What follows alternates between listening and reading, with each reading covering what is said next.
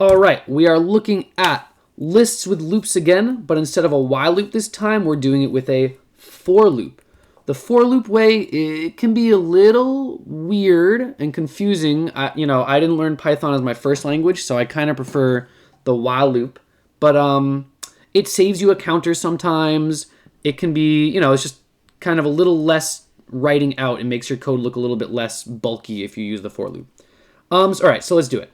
So we're doing the same activities as before. Anything you do with a while loop, you can do the for loop and vice versa. So yeah, we'll just do the exact same activities, but this time using a for loop to do it. So here's my list. I have my counter, but you're going to see I'm actually not going to need it for both of these. And over here, I want the sum of all of the items in my list. Well, I'm definitely going to want to make sum list again. I'll set it equal to 0. And I'm going to say for item in my list. And now what this is going to do, it's going to make a new variable item that is local to this for loop, so it will only exist in this indented area inside the for loop. And it's going to go through the entire list until it hits every single item in the list. And each time, starting at index 0, it'll set item equal to whatever item I'm at in the list. So first of all, just to see how this goes, before I sum everything, I'm just going to print item just so you can see what's going on. So for item in my list, I will print item. And when I run it, you see that it just inside my loop, it's going to print 7, 13, 24, 72, 86, 99. It just goes item by item and prints all the different items in my list.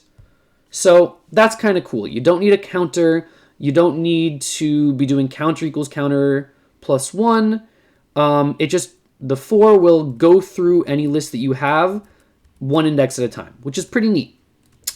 Now, all right, actually doing what I want to do, I want to set sum list equal to itself plus, I want to set it equal to itself plus each item in the list. So if I just say equal to itself plus item, we're gonna be set. So let me just print out, and I'll say the sum, switch it to a string, sum list, and then I'll print out the item just so you can see it. I'll do it in quotes.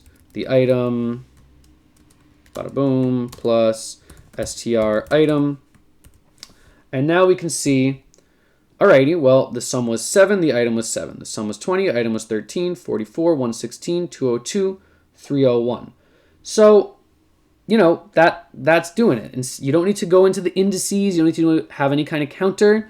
All you need for this is you need to recognize that let me just get this, sum of my list. Here we go, boom. So, just saying at the end it was 301 like we saw in the last video. So yeah, this for loop looks a lot simpler, right? It does the same thing we did in the last video, but with only the for and a single line. Instead of having to do the counter, and counter is equal to less than self, and adding plus 1 to the counter is less than the length of my list. It looks a lot simpler, but you just need to understand exactly what's going on. I'm getting each item in my list. Item is changing every time I go through the loop to the next item in my list, following the indices from 0 to the final index. And I'm setting sum equal to itself plus whatever the item is at that time. For loops can do the exact same thing. Once you get super familiar with it, this is definitely nicer, but it's definitely a little weirder, I'll say, than the while loop. But they both do the exact same thing. Alrighty. This one, a little bit different. I want to add 3 to all of the numbers on my list. Now, you might just think, all right, I get to do for item in my list, and I can just say, all right, well, the item is equal to itself plus 3.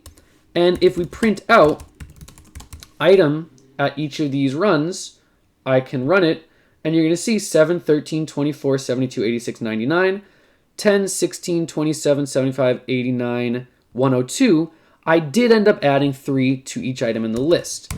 But because item is its own copy of what's in the list, if I print out my list at the end of this right now, I didn't actually change the contents of the list. I just got the stuff inside of my list and added 3 to it each time over there.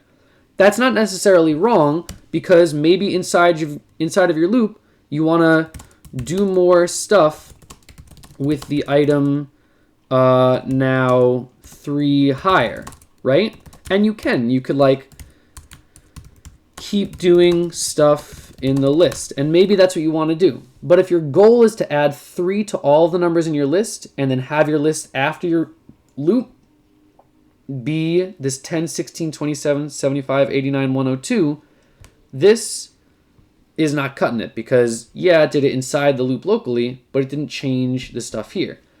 And that's because for item on my list, it's not going to my list at 0, my list at 1, my list at 2, and item is holding on to that. It's saying item is equal to my list at 0, and then item is not holding on to the reference of that space in memory, but it's just gaining the value of that thing, and then you can change it without changing the list. If I want to, and if that's confusing, don't worry, I should really be talking about references a little bit more in Python soon, though that might be beyond the scope of this course. It depends on how fast we go in this new quarantine world. But yeah, ignore that. Let's just get to getting what I want to get done over here. So for each item on my list, I still need to have, I'm going to have to go back and use the counter, because I actually want to access the list over here. So I'm going to say counter is equal to itself plus 1. And now I can just say, well, my list at counter is equal to my list at counter plus 3. Oh my goodness, I'm having trouble typing. And this time it looks almost identical to the while loop actually, which is, kind of sad, but this will do the same thing now, right? Because I'm saying my list at counter is equal to itself plus 3. I'm adding 1 to the counter each time I move through it. And so I should, at the end of this here, have that 10, 16, 27, 75, 89, 102.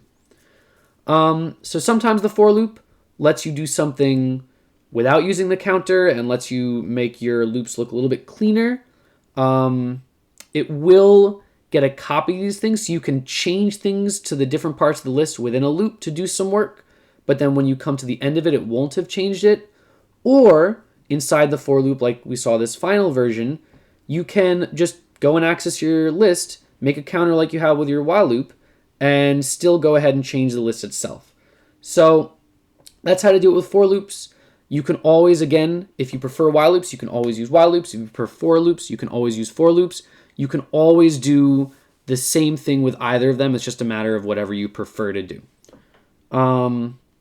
That is it for this video. There's definitely more to explore here, but I don't want to go too crazy with this right now. So I'll end it for here, and I might be posting another one more about references and kind of more tricky stuff you can do easier with a for loop.